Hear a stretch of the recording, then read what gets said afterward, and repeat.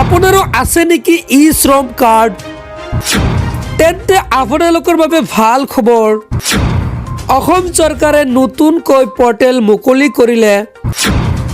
ই শ্ৰম কাৰ্ড থাকিলে লাভ কৰিব 20ৰ পৰা 50,000 টকা। কেনেকৈ আবেদন কৰিব লাগিব, কি কি নথি পত্ৰৰ প্ৰয়োজন হ'ব, এটা এটাকৈ জানো আহক। হয়, ই শ্ৰম কাৰ্ড থকা সকলৰ বাবে অসম চৰকাৰে লৈ আহিছে এখন নতুন আঁচনি, আৰু আঁচনিৰ নাম হৈছে নিৰ্মাণ সখী। নিৰ্মাণ সখী পৰ্টেলৰ জৰিয়তে আবেদন কৰিব পাৰিব। কেনেকৈ আবেদন কৰিব সম্পূৰ্ণ প্ৰচেছ মই আপোনালোকক এতিয়া এইটো ভিডিঅ'ত জনাই দিম। সেয়েহে ভিডিঅ'টো এতিয়াই শ্বেয়াৰ কৰি সকলোকে দেখাৰ সুযোগ কৰি দিয়ক। তলত চাওক শ্বেয়াৰ আছে, শ্বেয়াৰ কৰি দিয়ক। এতিয়া জানো আহক কেনেকৈ আবেদন কৰিব অনলাইন যোগে। আপোনাৰ যদি মোবাইল ফোন আছে তেন্তে যিটো মোবাইল ফোনৰ পৰা ভিডিঅ'টো চাই আছে আপুনি ভিডিঅ'টো চাই আবেদন এতিয়াই কৰি ৰাখক। আপুনি এতিয়া জানি লওক কেনেকৈ আবেদন কৰিব। আবেদনৰ প্ৰক্ৰিয়াসমূহ চাই আহক। 1. Open any web browser. আপুনি প্ৰথমত যিকোনো এখন ব্ৰাউজাৰ অপেন কৰিব লাগিব। 2. Search AVOCWWB on Google. আপুনি গুগল ব্ৰাউজাৰত AVOCWWB লিখি চাৰ্চ কৰিব লাগিব। 3.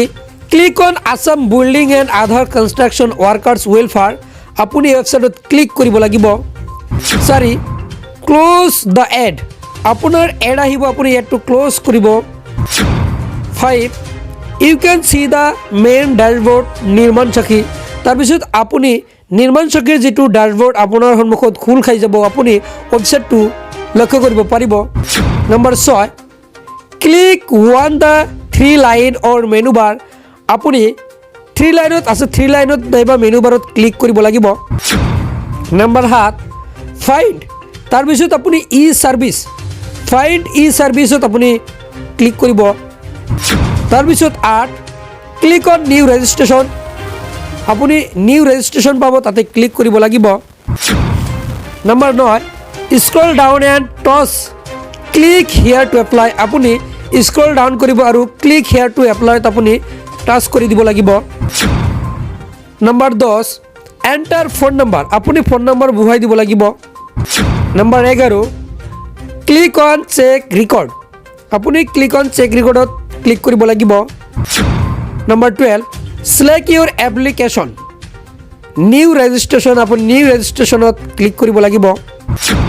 নম্বৰ 13. কনফাৰ্মেশ্যনত আপুনি য়েছ কৰিব লাগিব। কনফাৰ্মেশ্যন আপুনি য়েছ পাব, য়েছ ক্লিক কৰিব। নম্বৰ 14. তাৰপিছত আপোনাৰ এখন নটিফিকেশ্যন আহিব, আপুনি তাতে ন' কৰি দিব লাগিব।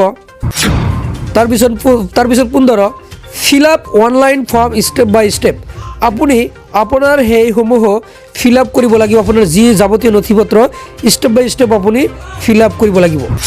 চ' এনেকৈ আপুনি ফিল আপ কৰি দিয়াৰ লগে লগে আপোনাৰ যি নিৰ্মাণ সখী পৰ্টেলত আপোনাৰ যি ই শ্ৰম কাৰ্ড আছে সেইটো ৰেজিষ্টাৰ হৈ যাব।